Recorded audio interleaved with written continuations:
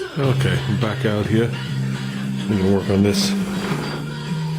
This is the harness that goes from the inhibitor, neutral safety switch, up to that connector right there. So you don't really see the harness, but it's got years of 6-cylinder oil on it. So let's see what we can do with it. Oops. Okay, that's the way I'm using it. I cleaned all the wire, cleaned the connectors.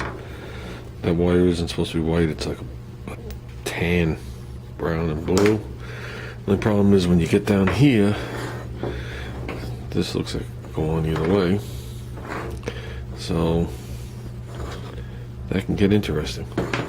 So let's fish it down there and see what we got. Okay, swap the wires back on the solenoid so the battery goes into this side, the solenoid leaves through there. Put the wire that feeds power into the car back on the battery side here. This particular solenoid gets hot from the key, and the neutral safety switch provides a ground to the bottom of it. Okay, we have it in park. Car will not crank, it's the starter itself is disconnected. Pressure up on the key.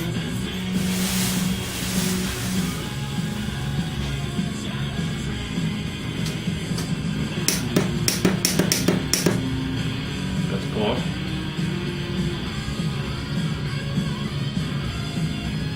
That's reverse.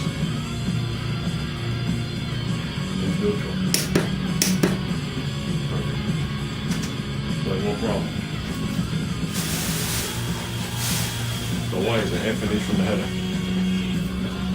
The connector is literally right up against the flange down there. So we got to get some kind of wrap and go around. If this is the flange, then here's the collector extension, here's the thing. We got to wrap from like here to here. Because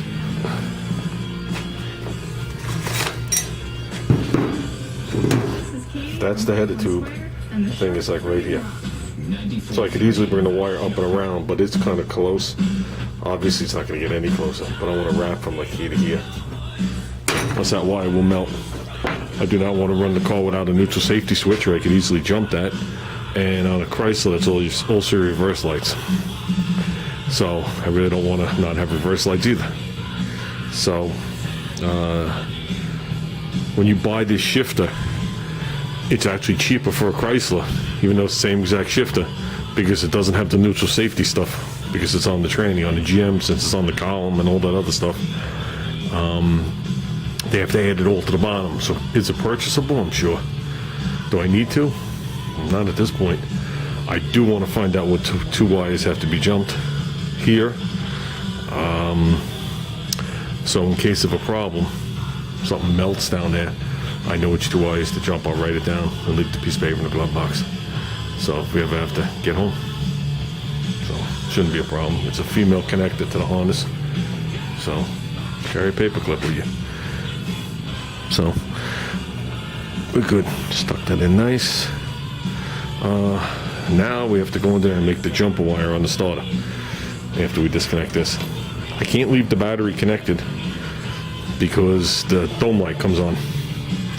That means one of the 4 pin switches that we pushed through when we undid the wire, one of them isn't taped and is touching ground. That's exactly what it means. Which one is it? I don't know. Am I going to figure it out today? No. So, not that worried about it. So technically, if I held this button here,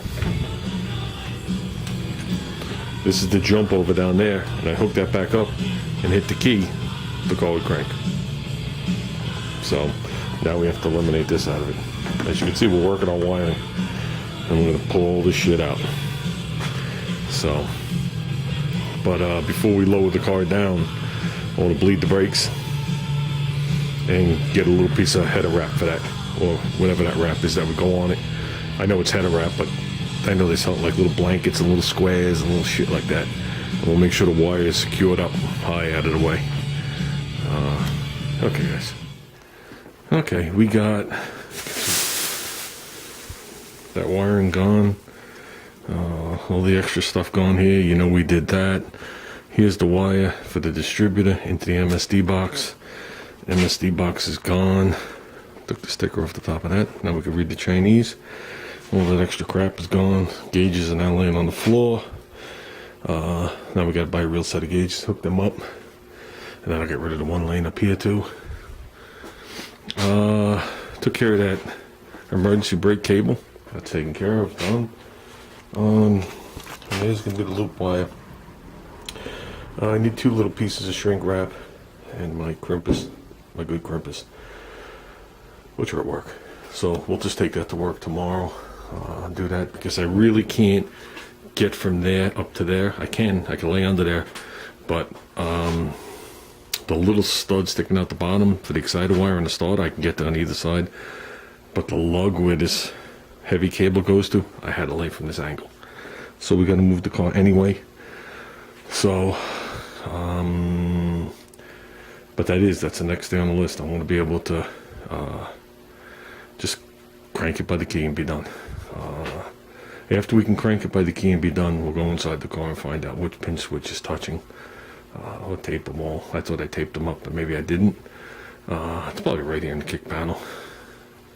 So we can leave that on there. Then we have to get a power steering belt, put fluid in there, make sure that system's good.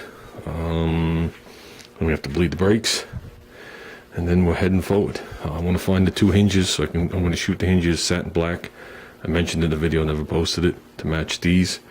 Basically what I'm going to do is I'm going to do the hinges and springs satin black, nice neutral color. It'll match with everything else in here. Because if I do them white, they'll match the hood. If I do this one red, I'm not doing any of that. So I'm going to do them satin black. We're going to mount the hood, put the hood on and down to right where it has to be, so we can final mount the fenders. Then we're going to take the hood off, pop the springs off, and push the hinges down, and leave it like that till we require putting the hood back on. But this way I can get the fenders on and be done, and they'll be where they have to be. I really don't think I have to take this fender off anymore.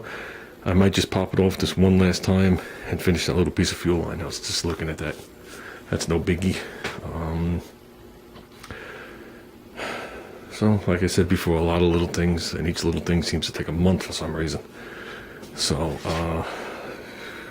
this last thing, this cooler, was actually a month. It was a month worth of wrong orderings and parts coming wrong, is what it was. And then finally I just bought the shit and did it myself. So we're not doing that no more.